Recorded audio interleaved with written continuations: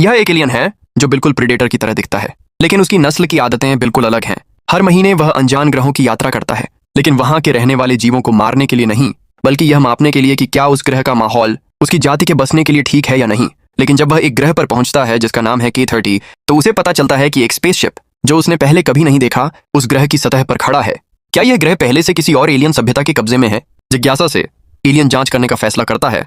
वह अपने स्पेसशिप को चलाकर एक पहाड़ पर उतारता है, लेकिन यही फैसला उसे एक बिल्कुल अनजान संकट में डाल देता है। जैसे ही स्पेसशिप रुकता है, एलियन एक हथियार लेता है और जहाज से बाहर निकलता है, लेकिन उसे यह पता नहीं होता कि एक राक्षस पहले से ही उसे निशाने पर लिए हुए हैं। जब एलियन इधर उधर देख रहा होता है, तभी वह राक्षस अचानक उस पर हमला कर देता है।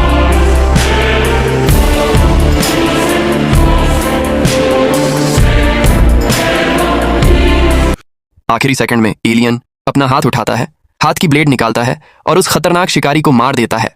लेकिन खतरा अभी खत्म नहीं हुआ है। राक्षस एक एक करके उस पर टूट पड़ते हैं ताकि इस अनजाने विदेशी जीव का स्वाद छक सकें। लेकिन सौभाग्य से एलियन के पास कई सालों का लड़ाई का अनुभव है और बिना एक भी गोली चलाए वह सारे दुश्मनों को मार गिराता है अपने चारों ओर। फिर वह स्पेसशिप की ओर बढ़ता है, जबकि उसका आसपास का इलाका पहाड़ों से घने जंगल में बदल जाता है। लेकिन उसी समय पौधे उसके आसपास हिलने लगते हैं, कुछ उसके पास आता हुआ महसूस होता है।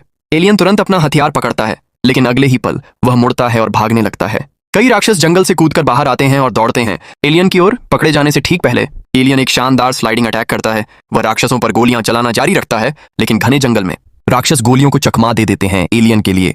ये पहली बार है जब वह इतने ताकतवर जीवों से मिलता है, इसलिए वह एक बहादुरी वाला फैसला करता है।